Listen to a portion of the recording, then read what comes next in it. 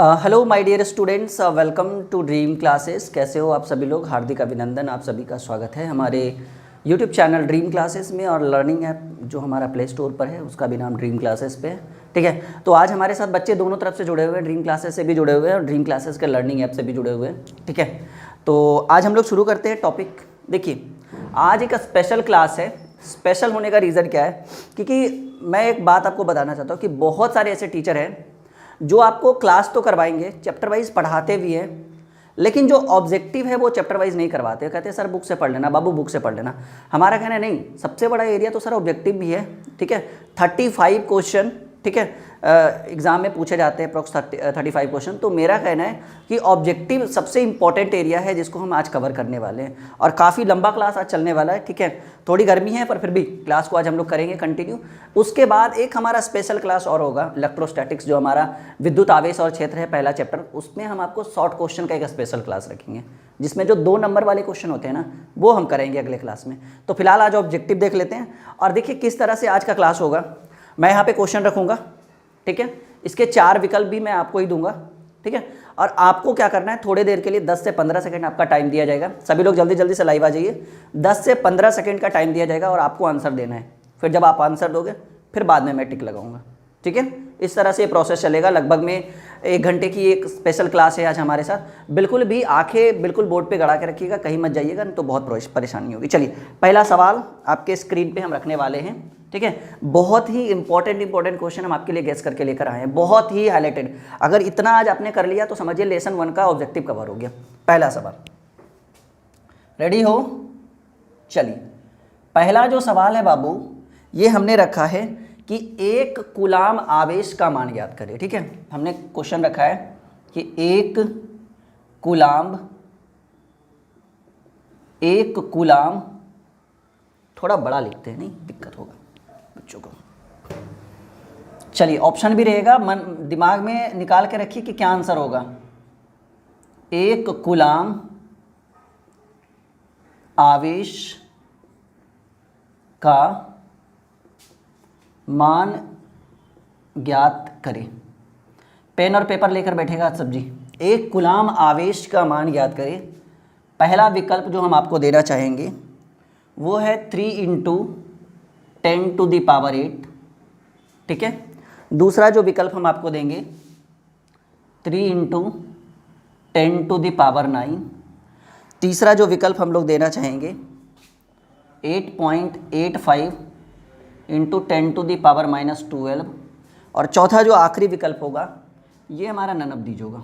चलिए, हमारे साथ स्टूडेंट्स लाइव आ रहे हैं, जुड़ रहे हैं हमारे साथ, क्योंकि ये एक स्पेशल क्लास है और उम्मीद है कि आज इस वीडियो को ज़्यादा से ज़्यादा शेयर किया जाएगा अपने दोस्तों के साथ। आप ज़रूर शेयर करोगे, कम से कम एक स्टूडेंट 100 अपने 100 दोस्तों को ज़रूर ये वीडियो शेयर करेगा, लाइक का बटन करेगा। और अगर आप चैनल पर बिल्कुल नए हैं और आप चाहते हैं कि आपको ड्रीम क्लासेस के नोटिफिकेशन मिलते रहे, तो चैनल को सब्सक्राइब करिएगा। नीचे रेड कलर पर लिखे हुए सब्सक्राइब बटन पर क्लिक करके, उसके बाद बगल में घंटा का बटन बन रहा होगा, बेल बटन, वो दबाइएगा जरूर। जल्दी से बताइए क्या आंसर होगा जी। बहुत ही लाजवाब क्वेश्चन हम आपके स्क्रीन पे रख चुके हैं जी, कि 1 कूलाम आवेश बराबर का मान याद करें, ठीक है। 1 कूलाम आवेश कितने ESU के बराबर होता है, ये ऑप्शन में आपके 4 विकल्प हमने रख दिया है। चलिए, 1 कूलाम आवेश का मान याद करें जी। बिल्कुल, बहुत सारे स्टूडेंट का आंसर मैं देख रहा हूँ, ठीक है। ज़्यादा हम लोग चैट पे ध्यान नहीं देंगे, हम लोग पढ़ाने पे ज़्यादा ध्यान देते हैं। इस कारण से मैं कुछ बच्चों का देख रहा हूँ, ठीक है, कि बहुत सारे बच्चे बी पर ज़्यादा जोड़ कर रहे हैं। कोई बच्चों ने सी को भी टिक लगा रखा है। लेकिन जो रियल आंसर होगा बिल्कुल सही, क्योंकि मैंने इस चीज़ को पढ़ाया भी है कि 1 कूलाम आवेश की जो वैल्यू होती है 3 × 10⁹ होती है। पेन और पेपर लेकर बैठिएगा आज की क्लास में, वरना नहीं करिए क्लास, ठीक है। पेन और पेपर लेकर बैठिए, क्योंकि आज हम लोग 40 से 50 क्वेश्चन कर देंगे आज की क्लास में। समय जो लगे लेकिन कर देंगे आज, ठीक है। चलिए, दूसरा सवाल। जो स्टूडेंट पेन और पेपर लेकर नहीं बैठ रहा है वो नहीं क्लास करे, कोई दिक्कत नहीं है, ठीक है। अगला सवाल है कि विद्युतशीलता, आपने नाम सुना होगा,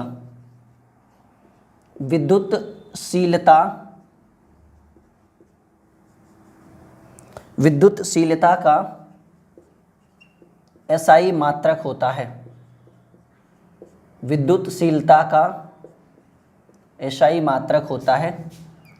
पहला विकल्प हम रखेंगे newton inverse, m to the power 2 c inverse 2। दूसरा ऑप्शन रखेंगे n inverse m inverse 2 c to the power 2। तीसरा रखेंगे हम न्यूटन मीटर स्क्वायर पर कूलाम स्क्वायर, ठीक है, या nm to the power 2 c inverse 2। और चौथा जो हम ऑप्शन रखेंगे ये हमारा होगा नन ऑफ दी। चलिए जल्दी से आंसर दीजिए, क्या आंसर होगा जी विद्युतशीलता का? ए बी सी डी 4 विकल्प आपके स्क्रीन पे रखा हुआ है, जो सवाल आपके स्क्रीन पे दिख रहा है मैं देख पा रहा हूँ कि आंसर आना स्टार्ट भी हो गया। चलिए बहुत अच्छा कि आप लोग आंसर इतना स्पीड दे रहे हो, बहुत अच्छा सवाल है जी। ये दूसरा ऑब्जेक्टिव क्वेश्चन आपके स्क्रीन पे हम रख चुके हैं। विद्युतशीलता का इकाई मात्रक क्या होगा? बहुत अच्छा, जल्दी जल्दी से बताइए क्या आंसर होगा। विद्युतशीलता का इकाई मात्रक क्या होगा जी? हो गया आंसर? चलिए क्या आंसर होगा? बिल्कुल सही आंसर है, बहुत सारे बच्चे इसका आंसर दे रहे हैं। देखिए जी इसका आंसर बी होगा। अगर आपने नोट नहीं किया तो जल्दी से नोट करिएगा, n इनवर्स m इनवर्स 2 और c स्क्वायर। और देखिए एक बात और, जिस बच्चे को आज के क्लास का पीडीएफ चाहिए, पीडीएफ नोट्स होता है ना, आज के क्लास का ऑब्जेक्टिव का पीडीएफ चाहिए, वो इस क्लास को पूरे लास्ट तक अटेंड करिए।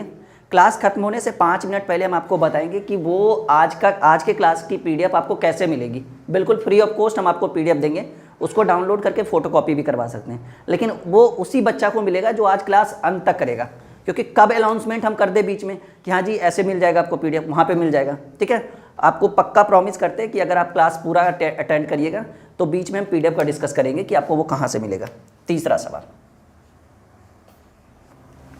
तीसरा जो सवाल है बाबू,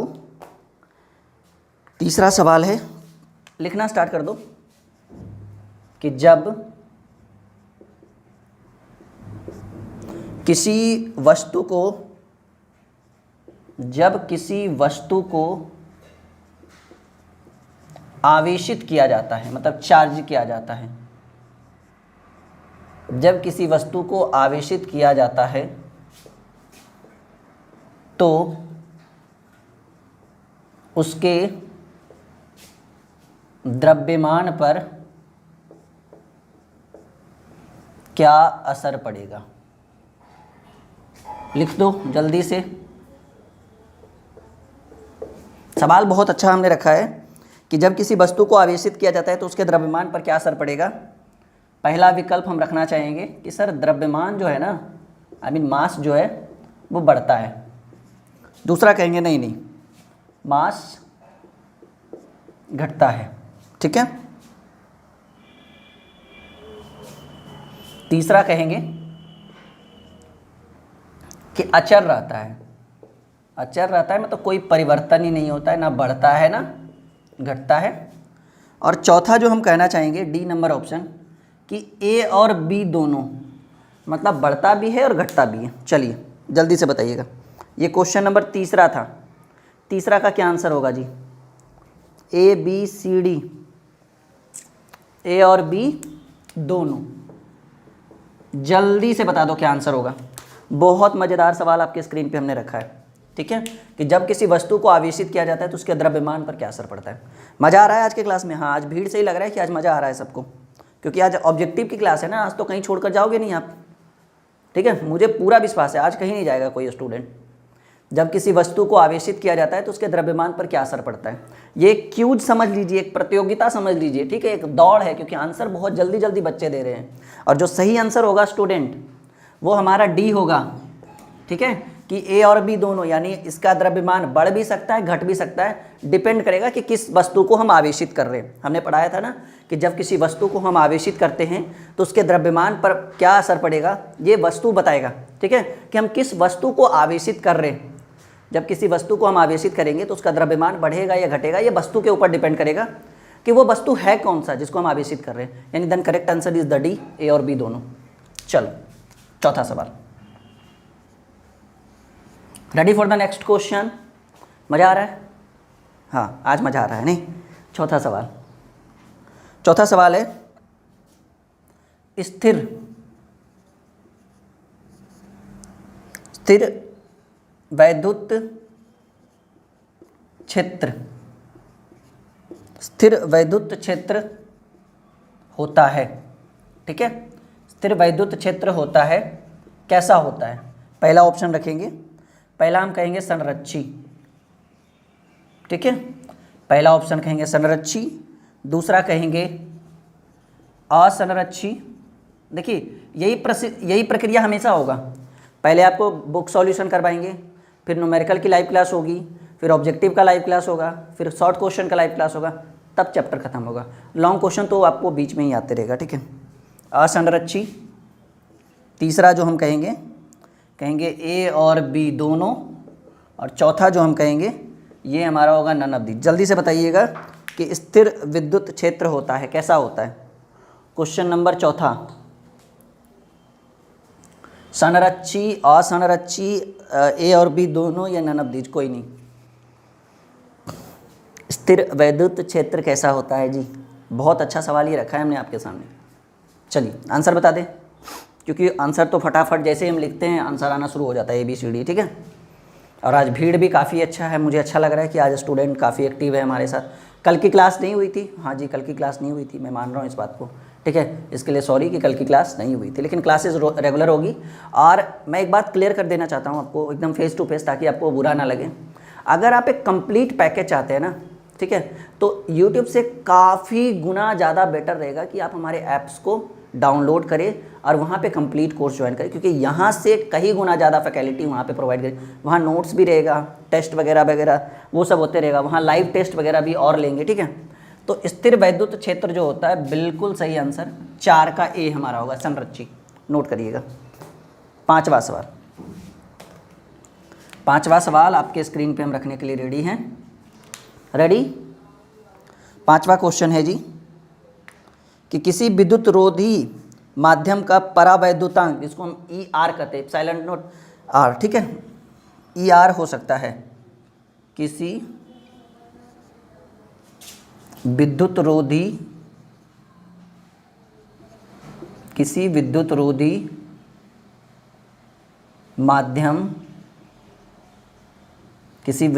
माध्यम का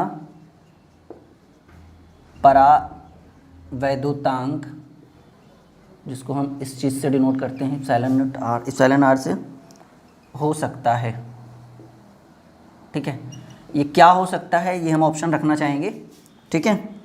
पहला ऑप्शन रखेंगे कि ये -1 होगा, दूसरा ऑप्शन हम रखना चाहेंगे कि ये 0 होगा, तीसरा ऑप्शन हम रखना चाहेंगे ये 0.5 होगा, और चौथा जो ऑप्शन हम रखना चाहेंगे कि ये ओनली 5 होगा, नोट 0.5 होगा, ठीक है।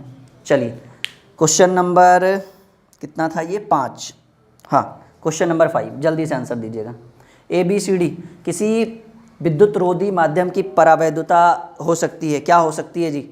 ABCD 4 विकल्प। कुछ ऐसे भी क्वेश्चन है जिसके बारे में हमने क्लासेस में डिस्कस नहीं किया है और वो ऑब्जेक्टिव में आ रहा है, तो यानी इसका मतलब ये हुआ कि वो क्लासेस के लिए इम्पोर्टेंट एरिया नहीं था और ऑब्जेक्टिव वहाँ से पूछा जाता है, इसलिए हमने रखा है, ठीक है। और देखिए ज़रूरी नहीं कि जो इंपॉर्टेंट नहीं है उसको हम नहीं पढ़ाएंगे ऑब्जेक्टिव में, उसको पूरा पढ़ना है, क्योंकि ऑब्जेक्टिव का एरिया बहुत ज़्यादा है। Bihar board, UP board, MP board, इस समय ऑब्जेक्टिव का जो है ना बहुत ही डिमांड है जी। बिल्कुल, आंसर मैं आप लोग का देख रहा हूँ, ठीक है।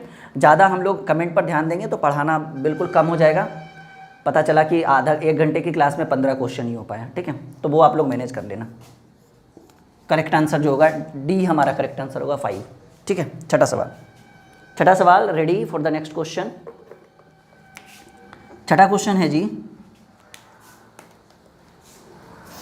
छठा जो क्वेश्चन है, हाँ, एक क्वेश्चन है बहुत अच्छा कि निम्नलिखित में से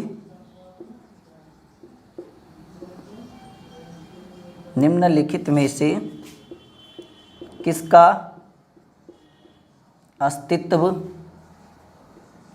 संभव नहीं है, ठीक है। निम्नलिखित में से किसका अस्तित्व संभव नहीं है, और जो विकल्प हम आपके सामने रखना चाहेंगे वो इस तरह से है। निम्नलिखित में से किसका अस्तित्व संभव नहीं है? पहला ऑप्शन रखेंगे 3.2 × 10⁻⁻19 कूलम, ठीक है, 3.2 × 10⁻⁻19 कूलम। दूसरा हम जो रखेंगे वो कहेंगे 6.4 × 10⁻⁻19 कूलम।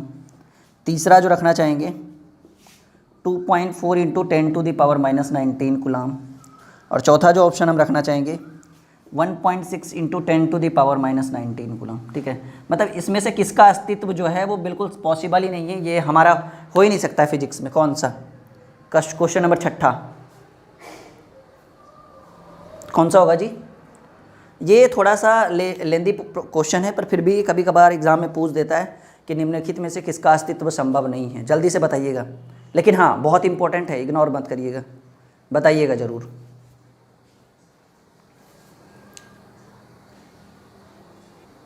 बहुत अच्छा सवाल है, जल्दी से बताइएगा कि निम्नलिखित में से किसका अस्तित्व संभव नहीं है।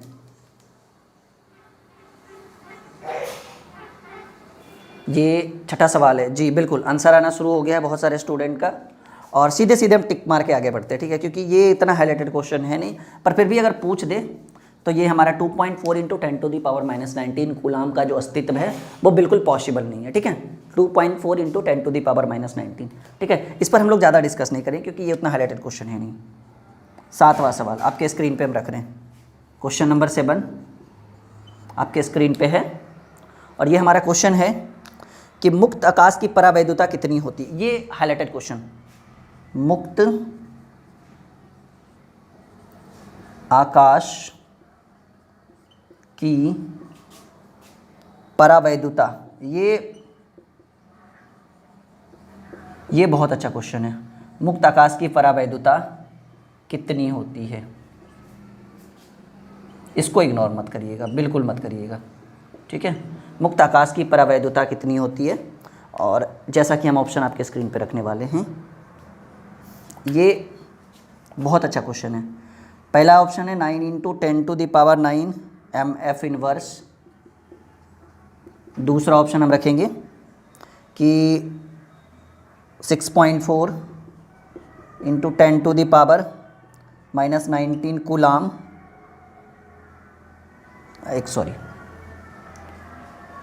दूसरा जो ऑप्शन है 1.6 इंटू 10⁻⁻19 कूलाम। तीसरा जो ऑप्शन है 8.85 into 10⁻⁻12 coulomb, sorry FM inverse. और चौथा जो ऑप्शन है ये हम कहेंगे नन ऑफ दीज। बता दो जी क्या आंसर होगा। मुक्त आकाश की परावैद्युता कितनी होती है, बहुत अच्छा, ये VVI question, very very important. चलो अब तो बता दो, मुक्त आकाश की परावैद्युता, क्वेश्चन नंबर 7वां जो आपके स्क्रीन पे रखा हुआ है, ABCD। हाँ ये बहुत अच्छा क्वेश्चन है, हाईलाइटेड है, और मैं देख पा रहा हूँ कि इसका आंसर आना भी शुरू हो गया, और बहुत सारे स्टूडेंट इसका सही सही आंसर दे रहे हैं जी, बहुत अच्छा। बहुत सारे स्टूडेंट इसका सही सही आंसर दे रहे हैं कि जो आंसर है सर ये होगा वो होगा जो भी है। ठीक है, लेकिन जो भी दे रहे हैं बहुत अच्छा दे रहे हैं, बहुत अच्छा कर रहे हो आप लोग। ये ऑब्जेक्टिव की स्पेशल क्लास मैंने लगाई है आज आपके लिए। ठीक है, आई होप कि आप बहुत बहुत इन्जॉय कर रहे हो, मज़ा आ रहा है आज, नहीं? हाँ जी, हाँ चलो बहुत अच्छा, थैंक यू। ये हमारा 7 का C होगा, 8.85 इंटू 10⁻⁻12 FM इनवर्स। ठीक है, 7 का C। कोई स्क्रीनशॉट लेगा तो जल्दी से ले लो, वरना हम फिर इसको पूरा मिटा देंगे। जल्दी से ले लो स्क्रीनशॉट, जिसको लेना है फटाक से ले लो, मैं हट गया हूँ, ले लो जल्दी से। क्लियर है? ओके चलो 7 क्वेश्चन हो गया, आज बहुत बड़े एरिया को कवर करेंगे। क्लियर?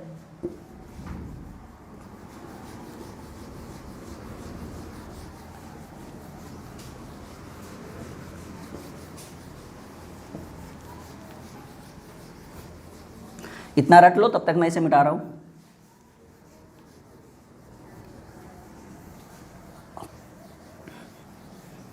एक स्टूडेंट कह रहा था कि सर ऑब्जेक्टिव को बताते चलिए, तो मैं उसको एक एडवाइस देना चाहता हूँ। बाबू अगर मैं एक एक ऑब्जेक्टिव को बताना स्टार्ट कर दूँ ना, तो 5 ऑब्जेक्टिव की एक वीडियो बनेगी, तो 40 ऑब्जेक्टिव मैं बताने वाला हूँ, तो 8 वीडियो ऑब्जेक्टिव की बनेगी। क्योंकि एक वीडियो पर, एक ऑब्जेक्टिव पर 5 मिनट भी तो टाइम देंगे ना, 4 मिनट तो हो गया। 10 ऑब्जेक्टिव की अगर एक वीडियो बनती तो 5 ऑब्जेक्टिव, 4 वीडियो में एक पूरा ऑब्जेक्टिव खत्म होगा। मेरे हिसाब से समय की बर्बादी है, क्योंकि सिलेबस में तो आपको बता ही रहे एक एक टॉपिक हम, राइट। बाकी ऑब्जेक्टिव में थोड़ा थोड़ा मैनेज करते चलो, हो जाएगा काम। 7 क्वेश्चन हो गया था। 8वां जो सवाल है, विद्युत तीव्रता की बीमा क्या है? डायमेंशन, ये आपने 11th में पढ़ा होगा विद्युत डायमेंशन के बारे में। विद्युत तीव्रता की बीमा क्या है? ठीक है, विद्युत तीव्रता की बीमा क्या है? पहला ऑप्शन हम देंगे ml inverse two ml t inverse two I inverse. ठीक है, ml t inverse two I inverse. दूसरा ऑप्शन देंगे ml t inverse 3 I inverse. तीसरा ऑप्शन देंगे ml स्क्वायर, एक second, ml square t inverse 3 I inverse 2। चौथा option देंगे ml square t inverse t square I inverse I2, sorry I to the power 2। इसमें minus कोई भी नहीं है जी चौथा नंबर में। जल्दी से बताना आप लोग को क्या आंसर होगा, फिर हम आगे बढ़ते हैं। दिख रहा है आपको? हाँ बिल्कुल दिख रहा है, बिल्कुल, बहुत अच्छा।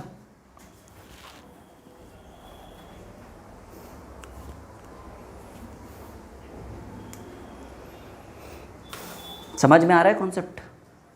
सारा ऑब्जेक्टिव बहुत इंपॉर्टेंट है जी। चलिए क्वेश्चन नंबर 8वां, जो करेक्ट आंसर होना चाहिए, विद्युत तीव्रता की जो बीमा है, ये आपका बी आंसर होगा जी। ml t inverse 3 I inverse, note कर लो, ml t inverse 3 I inverse. 8 का जो करेक्ट आंसर होगा ये हमारा बी होगा। ठीक है, चलो बाबू 9 नंबर क्वेश्चन। 9 नंबर क्वेश्चन है, हाँ ये इंपॉर्टेंट क्वेश्चन लिखना चाहेंगे हम कि साबुन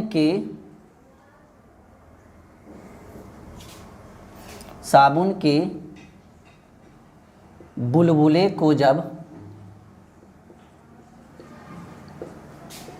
आवेशित किया जाता है, साबुन के बुलबुले को जब आवेशित किया जाता है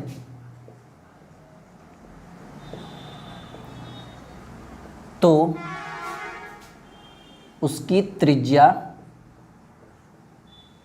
ठीक है, मतलब उसकी त्रिज्या पे क्या असर पड़ेगा। ठीक है, हम ऑप्शन रख लेंगे, साबुन के बुलबुले को जब आवेशित किया जाता है तो उसकी त्रिज्या, पहला ऑप्शन कहेंगे कि उसकी त्रिज्या जो है वो बढ़ती है।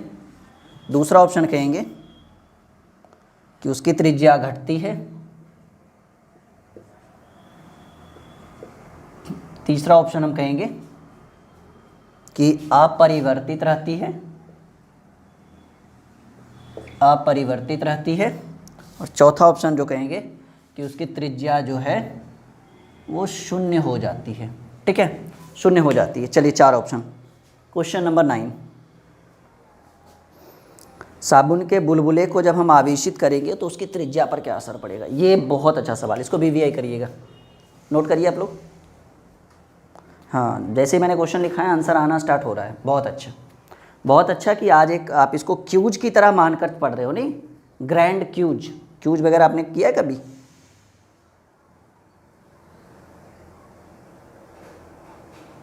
ये बहुत अच्छा क्लास है आज जी। प्लीज़ मैं चाहूँगा कि आप इसको ज़्यादा से ज़्यादा लोगों को साथ शेयर कर दीजिएगा, ठीक है, ताकि इस तरह का कॉन्सेप्ट वो भी ले सके। चलिए अगला क्वेश्चन रखते हैं आपके सामने। मज़ा आ रहा है ना आज? हाँ, अच्छा, आंसर मैंने बताया ही नहीं है। बच्चा सोच रहा होगा सर ने आंसर नहीं बताया, अगला क्वेश्चन बताने की बात कर रहे हैं। चलिए, ऐसे कंडीशन में साबुन की त्रिज्या जो है वो बढ़ती है। क्लियर? जब हम साबुन के बुलबुले को जब आवेशित करेंगे तो उसकी त्रिज्या जो है बढ़ती है। Okay, next question. 10वां क्वेश्चन है, 10वां क्वेश्चन है, इप्सिलॉन नोट की बीमा क्या होगी। ठीक है, इप्सिलॉन नोट की बीमा है, ऐसे बोलते हैं ना इप्सिलॉन नोट, ये इप्सिलॉन नोट की बीमा। डायमेंशन हमें फाइंड आउट करना है इप्सिलॉन नोट की, पहला ऑप्शन। बहुत अच्छा सवाल है, इसको बीबीआई करिएगा। m inverse l inverse 3 T3a, ठीक है, T⁻3a।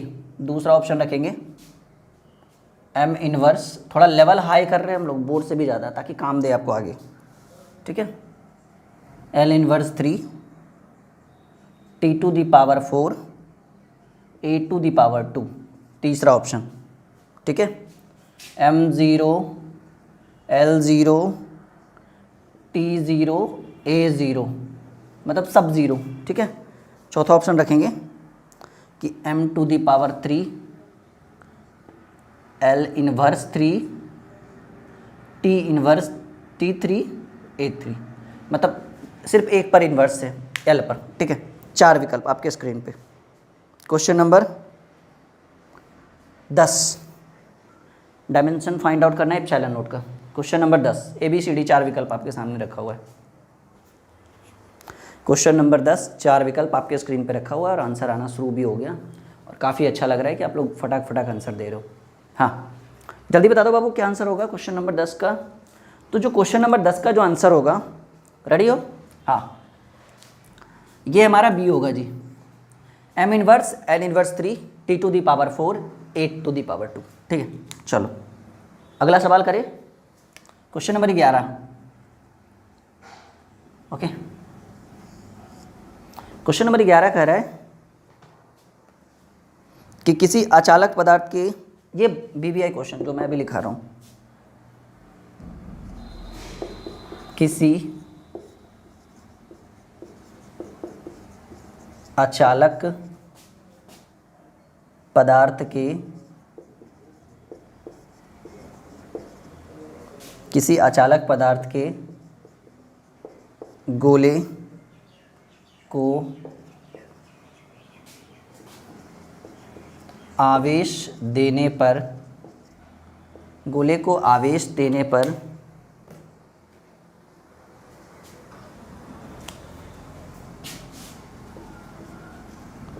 वह वितरित होता है, ठीक है, वह वितरित होता है किस तरह से, ये चीज़ हमें फाइंड आउट करना है, ठीक है। किसी अचालक पदार्थ के गोले को आवेश देने पर वह वितरित होता है किस तरह से, और उसका विकल्प हम रखेंगे कि किसी अचालक पदार्थ के गोले को आवेश देने पर वह वितरित होता है कहाँ पे, ये सवाल है। तो हम पहला ऑप्शन रखें कि यह सरफेस, सतह पर ही वितरित हो जाएगा। दूसरा ऑप्शन रखेंगे कि नहीं, ये जो है ना, यह सतह के अलावा,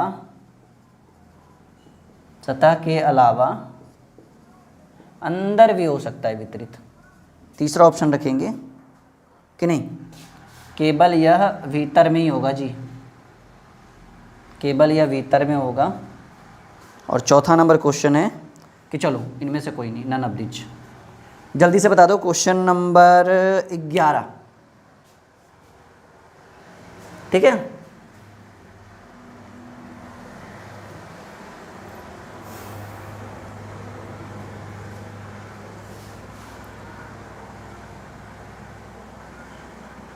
जल्दी से बता दो। आई थिंक मेरे हिसाब से, अगर मेरा माना जाए तो किसी अचालक पदार्थ के गोले को अगर हम आवेश देंगे, ठीक है, तो ये आई थिंक मेरे हिसाब से ना तो ये सतह पर वितरित होगा, सतह के अलावा केवल भीतर। आई थिंक मेरे हिसाब से जो है ना, इस पर हम लोग लंबा डिस्कस बाद में करेंगे। आई थिंक मेरे हिसाब से जो आंसर होगा वो नन ऑफ दीज होना चाहिए, आई थिंक सो। अगर हम किसी अचालक पदार्थ के गोले को अगर हम चार्ज करेंगे तो सतह पर तो बिल्कुल नहीं होगा, उसके अंदर भी नहीं होगा, उसके भीतर भी नहीं होगा, केवल भीतर भी नहीं होगा। तो या तो वो बाहर भी हो सकता है या तो वो वितरित होगा ही नहीं। यानी आई थिंक मेरे हिसाब से आप डी नंबर आंसर मारो जी। हाँ, बच्चे कमेंट कर रहे हैं, मैं देख रहा हूँ। हाँ, डी आंसर मारो। बाकी इस पर हम लोग एक दिन कल जो है, कल के क्लास में थोड़ा सा इस पर डिस्कस करेंगे, पक्का। ओके, मैं खुद कर दूंगा, आपको बताने की जरूरत नहीं, मैं खुद इस पर डिस्कस कर दूंगा। क्वेश्चन नंबर 12,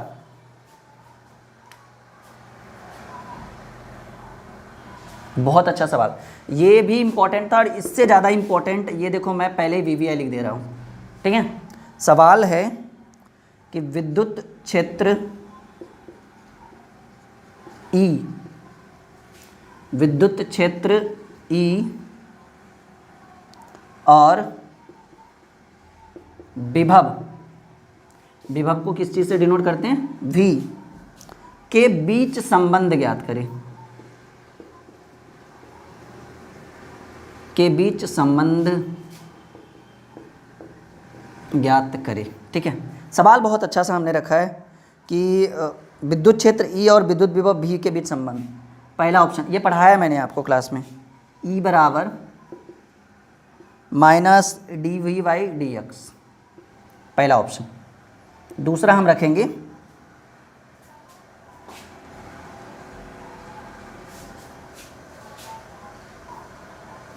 दूसरा कहेंगे E बराबर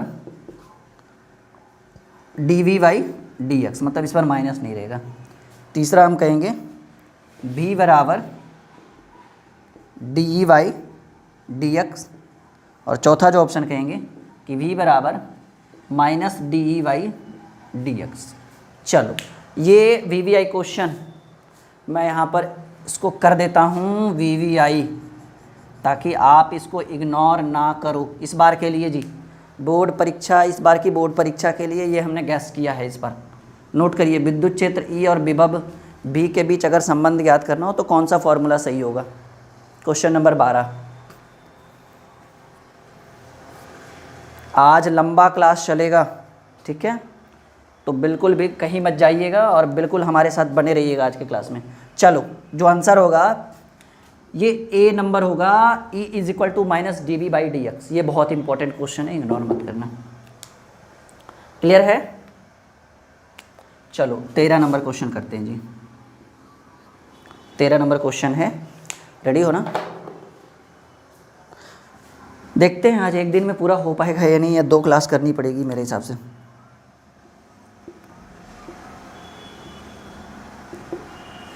इलेक्ट्रॉन वोल्ट द्वारा मापा जाता है, इलेक्ट्रॉन वोल्ट द्वारा मापा जाता है। पहला ऑप्शन कहेंगे आवेश को, दूसरा विभवांतर को, तीसरा धारा को, और चौथा ऊर्जा को। ठीक है, इलेक्ट्रॉन वोल्ट किसको मापता है जी? क्वेश्चन नंबर ये हमारा 13 है, जल्दी से बताइएगा। और इस पे हम टाइम वेस्ट नहीं करेंगे क्योंकि ये बहुत हाईलाइटेड क्वेश्चन है। हर छोटा छोटा बच्चा भी इसको जानता है जो 10th 11 में पढ़ता है, क्योंकि 10th में भी ये थोड़ा सा सुना है मैंने कि इलेक्ट्रॉन वोल्ट जो है वो ऊर्जा को मापता है। तो नोट कर लीजिएगा, 13 नंबर क्वेश्चन का डी हमारा करेक्ट आंसर होगा। 14 नंबर क्वेश्चन, ठीक है, नोट करिए क्योंकि नॉर्मल क्वेश्चन है, इस पर समय वेस्ट करने से कोई फ़ायदा नहीं है। इलेक्ट्रॉन वोल्ट किसको मापा जाता है? ऊर्जा को मापता है। हाँ, ये बड़ा अच्छा सवाल है। सवाल है, हमने रखा है कि एक स्थिर आवेश उत्पन्न करता है, एक स्थिर आवेश उत्पन्न करता है। पहला विकल्प हम देना चाहेंगे केवल विद्युत क्षेत्र, केवल विद्युत क्षेत्र। दूसरा हम रखना चाहेंगे केवल चुंबकीय क्षेत्र, केवल चुंबकीय क्षेत्र। तीसरा ऑप्शन हम रखना चाहेंगे कि ए और बी दोनों, मतलब विद्युतीय और चुंबकीय दोनों। और चौथा जो ऑप्शन रखना चाहेंगे ये हमारा होगा नन ऑफ दीज। नोट करिएगा तो ज़रा, क्वेश्चन नंबर 14 की एक स्थिर आवेश उत्पन्न करता है कौन सा? ए बी सी डी 4 विकल्प आपके स्क्रीन पे दिख रहा है। सवाल मैंने बहुत अच्छा रखा है। तो जो 14 नंबर क्वेश्चन होगा ना जी, ये हमारा होगा, थोड़ा सा रुक जाइएगा, ठीक है।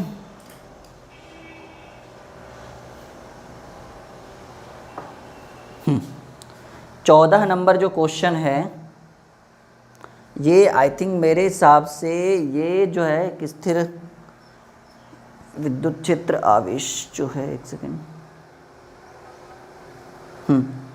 आई थिंक मेरे हिसाब से केवल विद्युत क्षेत्र उत्पन्न करेगा। हाँ, बिल्कुल सही आंसर है कि एक स्थिर आवेश उत्पन्न करता है केवल विद्युत क्षेत्र। चलो 15 नंबर क्वेश्चन करते हैं। क्लियर है सबको? कॉन्सेप्ट क्लियर हो रहा है ना? ठीक है, क्योंकि ये सभी इंपॉर्टेंट है आपके एग्जाम के लिए। अब देखिए, बात आ रही थी कि सर हाँ, इसके नोट्स को हम कहाँ से लेंगे? तो नोट्स जब क्लास ख़त्म होगा ना, तो टेलीग्राम आपने सुना है नाम? जैसे व्हाट्सअप फेसबुक होता है वैसे टेलीग्राम होता है। प्ले स्टोर पर जाइए, टेलीग्राम के ऐप को डाउनलोड करिए। डाउनलोड करने के बाद कुछ नहीं, ड्रीम क्लासेस सर्च करिएगा, हम दिख जाएंगे वहाँ पे। उसको खोलिएगा, नीचे ज्वाइन का ऑप्शन रहेगा, ज्वाइन कर लीजिएगा वो ग्रुप। वो एक चैनल होता है ताकि हम लेटेस्ट अपडेट आपको कंटिन्यू देते रहे। डिस्क्रिप्शन में लिंक भी है टेलीग्राम का, नहीं तो नॉर्मली डाउनलोड करके सर्च करिए ड्रीम क्लासेस, आ जाएगा आपको वहाँ पे, ठीक है। Question number 15।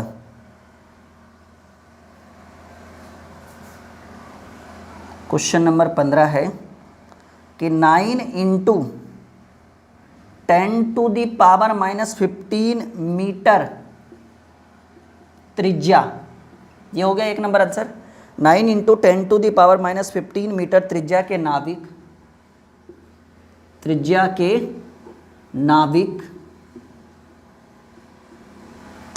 नाविक जहाँ जेड बराबर जो है वो कितना है, 50 है, की सतह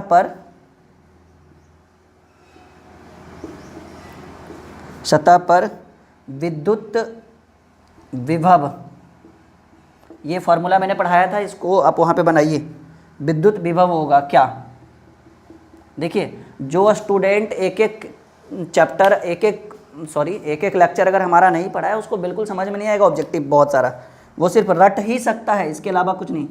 विद्युत विभव 80 वोल्ट, दूसरा हमने ऑप्शन रखा 8 इंटू 10⁻6 वोल्ट, तीसरा ऑप्शन हमने रखा 9 वोल्ट, चौथा ऑप्शन हमने रखा 9 इंटू 10⁵ वोल्ट। चलिए, 4 विकल्प आपके स्क्रीन पे रखा हुआ है जी। एक स्थिर आवेश उत्पन्न करता है, 9 इंटू 10⁻⁻15 मीटर त्रिज्या के नाभिक जिसमें जेड की जो वैल्यू है 50 है, की सतह पर विद्युत विभव होगा कितना? ये 15 नंबर क्वेश्चन है। अभी 5 क्वेश्चन और कराएंगे कम से कम हम, ठीक है, क्योंकि एक दिन में 40 पॉसिबल नहीं है। मुझे लगा कि हम एक दिन में ही कर देंगे पूरा ख़त्म, लेकिन देखिए लगभग में 40-45 मिनट का क्लास हो गया है और अभी भी 15 ही क्वेश्चन, 5 और कम से कम 10 से 15 मिनट की क्लास। तो जो क्वेश्चन नंबर 15 है उसका जो आंसर होगा बाबू, ये होगा बी नंबर आंसर, 8 × 10⁻6 वोल्ट। आप इसको सॉल्व करिए ना, पढ़ाए हुए हैं पीछे, ठीक है, फार्मूला वगैरह सब बताया हुआ है। 8 × 10⁻6 वोल्ट इसकी वैल्यू होगी। और जो 5 क्वेश्चन आगे हम रखेंगे ना,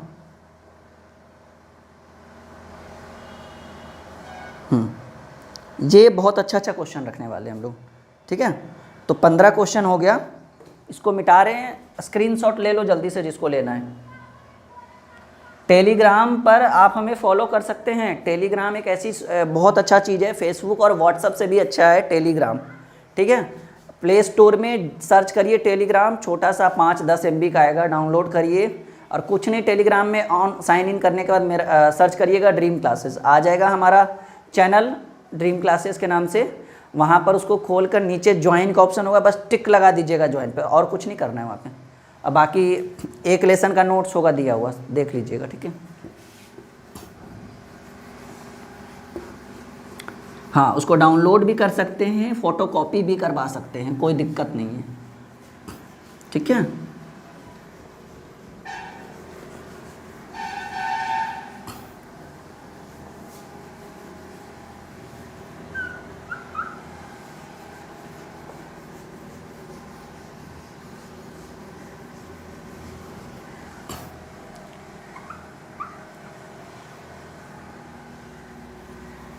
चलो 16वां क्वेश्चन, ये एक न्यूमेरिकल टाइप का है, इसको आप बना सकते हैं, ठीक है। मैं क्वेश्चन लिखा देता हूँ, आंसर बता दूंगा, बाकी आप बनाना आपका काम है। 16 नंबर क्वेश्चन क्या कह रहा है जी, कि यदि गोले पर आवेश, ठीक है, यदि गोले पर जो आवेश हो, चार्ज है, वो 10 माइक्रोकूलाम है। सवाल हम लिखेंगे कि यदि गोले पर आवेश 10 माइक्रोकूलाम है, यदि गोले पर आवेश 10 माइक्रोकूलाम है, तो उसकी सतह पर विद्युतीय फ्लक्स का मान क्या होगा? तो उसकी सतह पर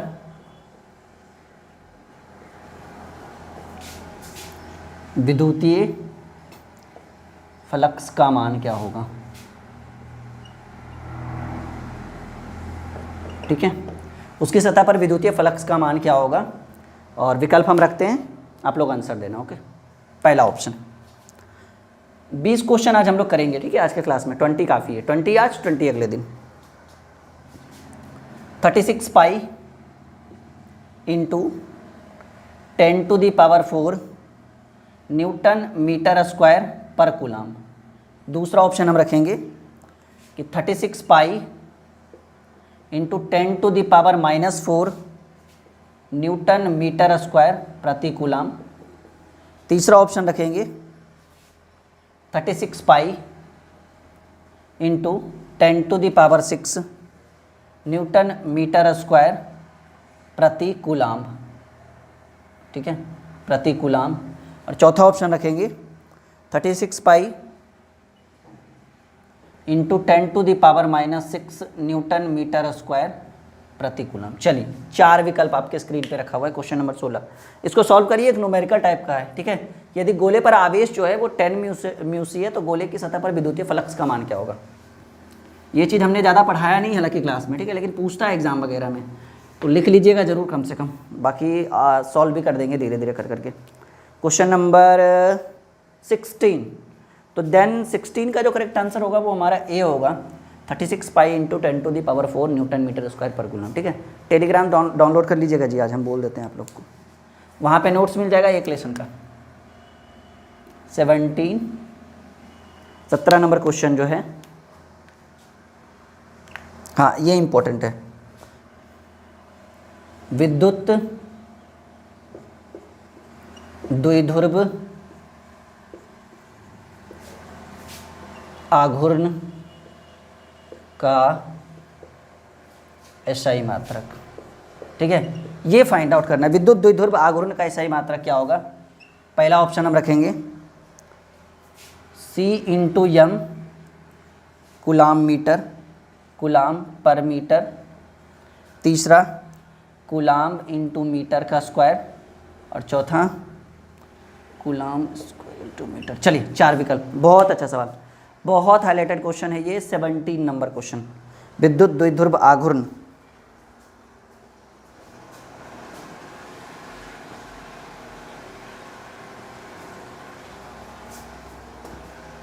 जल्दी से बताओ क्या आंसर होगा जी। क्वेश्चन नंबर 17, टिक लगा दे। थोड़ा सा विद्युत विभव और धारिता पे भी क्वेश्चन बीच बीच में आ रहा है, कोई बात नहीं, वैसे भी हम उसको पढ़ने वाले ही है। 17 का ये होगा कूलाम मीटर, ठीक है। 18 नंबर क्वेश्चन,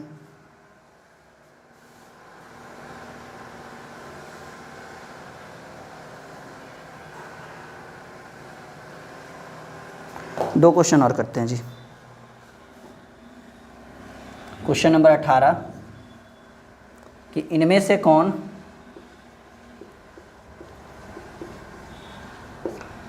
कौन विद्युत क्षेत्र की तीव्रता का मात्रक है।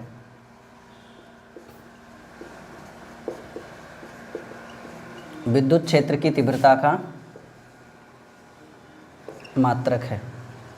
इनमें से कौन विद्युत क्षेत्र की तीव्रता का मात्रक है।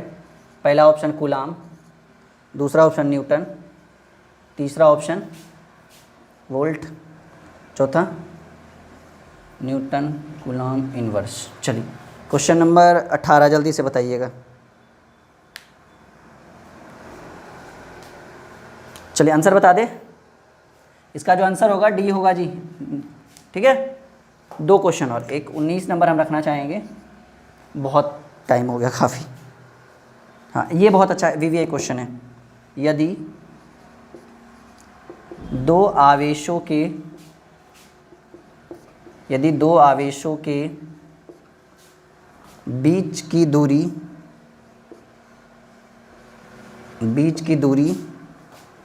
दुगनी कर दी जाए, यदि दो आवेशों के बीच की दूरी दुगनी कर दी जाए तो उनके बीच लगने वाला बल होगा, ठीक है। उनके बीच लगने वाला बल होगा कितना, 1/2 गुना, पहला ऑप्शन। दूसरा सिर्फ 2 गुना तीसरा 1/4 गुणा, चौथा सिर्फ 4 गुणा। 4 विकल्प आपके स्क्रीन पे रखा हुआ है। चलिए, तो जो इसका करेक्ट आंसर होगा बाबू कि यदि दो आवेशों के बीच की दुगनी कर दी जाए तो उसके बीच लगने वाला बल जो होता है स्क्वायर हो जाता है, यानी व्युत्क्रमानुपाती होता है, यानी 1/4 हमारा करेक्ट आंसर होगा। तो 19 नंबर क्वेश्चन का जो आंसर होगा सी होगा। और ये आखिरी क्वेश्चन, ठीक है, लास्ट पे जो है ना एकदम बिल्कुल हरासमेंट जैसा हो गया है। लास्ट क्वेश्चन ये, हाँ ये हाईलाइटेड क्वेश्चन है ये। ई वेक्टर तीव्रता के विद्युत क्षेत्र पी वेक्टर क्षेत्र में पी वेक्टर द्विध्रुव आघूर्ण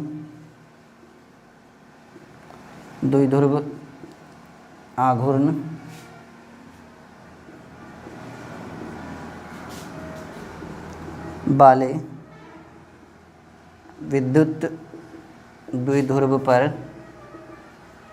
विद्युत द्विध्रुव पर लगने वाला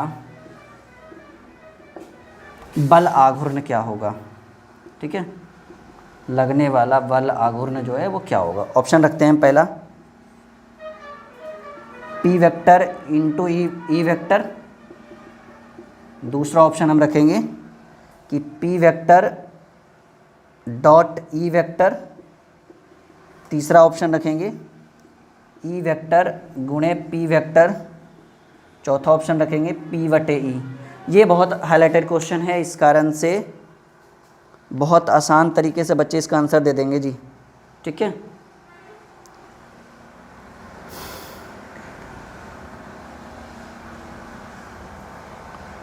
जल्दी से बताइए आंसर क्या होगा। हाँ बिल्कुल सही है कि वेक्टर तीव्रता के विद्युत द्विध्रुव क्षेत्र पे पी वेक्टर द्विध्रुव आघूर्ण वाले विद्युत द्विध्रुव पर लगने वाला जो बल आघूर्ण होगा वो पी वेक्टर गुणे ई वेक्टर होगा। चलिए, लास्ट में हरासमेंट जैसा फील हो गया था, इस कारण से जल्दी में 2-3 क्वेश्चन करवा दिया मैंने। तो 20 क्वेश्चन अभी बाकी, टेलीग्राम पे जाइए, वहाँ पे आपको इसका PDF मिल जाएगा, ठीक है।